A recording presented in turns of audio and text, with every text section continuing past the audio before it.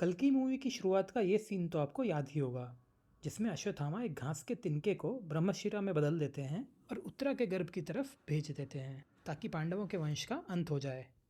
पर क्या आपने कभी सोचा है कि इस अस्त्र विद्या का आखिर हुआ क्या और आज के वक्त में ये कहाँ खो गई है? तो ये जानने के लिए हमें अस्त्रों के बारे में जानना होगा।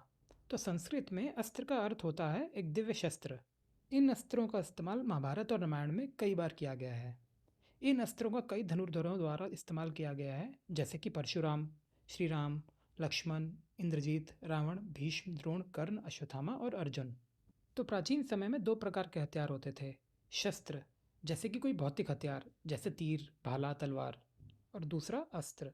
ये ऐसे शस्त्र होते थे जो दिव्य मंत्रों के द्वारा चलते थे। कई अस्त्रों के लिए संबंधित देवता का एक अंश उस व्यक्ति के शरीर में होता था जो अस्त्र प्राप्त करता था। तो जैसे किसी ने ब्रह्मास्त्र प्राप्त किया है तो उस व्यक्ति के अंदर भगवान ब्रह्मा का छोटा सा अंश आ जाता था।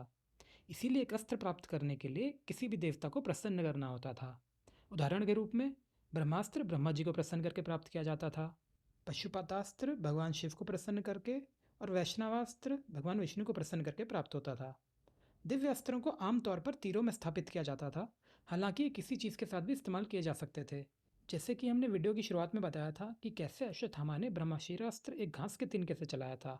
एक छोटी सी बात और, काफ़ी लोगों को लगता है कि अश्वत्थामा ने ब्रह्मास्त्र चलाया था, जो कि गलत है। उन्होंने ब्रह्मास्त्र का प्रयोग किया था। इस बारे में हम विस्तार से जानेंगे अपने आने वाले वीडियोस में। तो अब तक तो आप ये बात जान गए होंगे कि कोई भी अस्त्र का प्रयोग करने के लिए इन तीन चीज़ों की ज़रूरत होती है। पहला, अस्त्र देवता का अंश उपयोग करने वाले के अंदर होना चाहिए।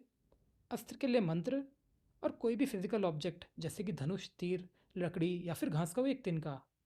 लेकिन अगर देवता ही व्यक्ति के शरीर को छोड़ दे तो अस्त्र का उपयोग नहीं किया जा सकता, चाहे व्यक्ति को मंत्र का ज्ञान कितने अच्छे से क्यों ना हो।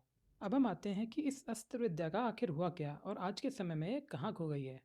तो पुराने युगों में लोगों के मन, उनके विचार और धर्म के प्रति उनके कर्तव्य काफ़ी शुद्ध होते थे। इसीलिए तब के समय में अगर कोई भी व्यक्ति सच्चे दिल से किसी भी देवता को प्रसन्न करने के लिए तपस्या करता था तो भगवान प्रकट हो जाते थे। और आज के समय कलयुग में तो आपको पता ही है कि हम सब कैसे हो गए हैं। ये कलयुग अधर्म का युग है, इसीलिए भगवान को प्रसन्न करना अब लोगों के बस की बात नहीं। दूसरा मुख्य कारण यह है कि पुराने युगों में लोगों की शारीरिक शक्ति और स्मरण शक्ति बहुत ज़्यादा थी। वो सब कुछ याद रख लेते थे। तो इसीलिए इस अस्त्र विद्या को इन शास्त्रों में लिखने की इतनी ज़रूरत नहीं पड़ी, और ज़्यादातर लोग जिन्हें इस विद्या का ज्ञान था वो कुरुक्षेत्र युद्ध में मारे गए। सिर्फ अर्जुन बचे। एक और व्यक्ति जीवित बचे थे, वो थे अश्वत्थामा। पर उन पे श्राप लग गया था कि वो अपना सारा ज्ञान भूल जाएंगे, इसीलिए वो किसी को सिखा नहीं पाए। महाभारत के युद्ध के बाद इन अस्त्रों का इस्तेमाल नहीं किया गया। हालांकि अर्जुन ने इन अस्त्रों का ज्ञान दिया था वृषकेतु को। वृषकेतु कर्ण का बेटा था। महाभारत के युद्ध के बाद अर्जुन ने वृषकेतु से क्षमा मांगी और उसे समझाया कि उसे अपने मन से बदले की भावना को त्याग देना चाहिए। अर्जुन ने फिर उसे अपने साथ आने को कहा और उसे धनुष और तीर चलाने की कला सिखाई। अर्जुन ने उसे अपने बेटे की तरह ही माना और उसे सभी दिव्य अस्त्रों का ज्ञान दिया। लेकिन वृषकेतु अस्त्र विद्या जानने वाला आखिरी व्यक्ति था, क्योंकि उसे भगवान कृष्ण ने मना कर दिया था ये विद्या आगे बढ़ाने से, क्योंकि कलयुग की शुरुआत होने वाली थी। और कलयुग में इसका उपयोग धर्म को स्थापित करने के लिए नहीं बल्कि अपने स्वार्थ के लिए गलत तरीके से किया जाता। इसीलिए वृषकेतु ने इस ज्ञान को आगे किसी को नहीं दिया। एक और व्यक्ति हैं जो आज भी जीवित हैं जिन्हें अस्त्र विद्या का पूरा ज्ञान है। वो है परशुराम। और वो कहीं शायद तपस्या में लीन होंगे। वो इंतज़ार कर रहे हैं कल्कि के आने का, ताकि वो उनके गुरु बन सकें और उन्हें अस्त्र विद्या दे सकें। तो ये थी एक छोटी सी वीडियो और मैं उम्मीद करता हूँ कि आपको ये वीडियो पसंद आई होगी।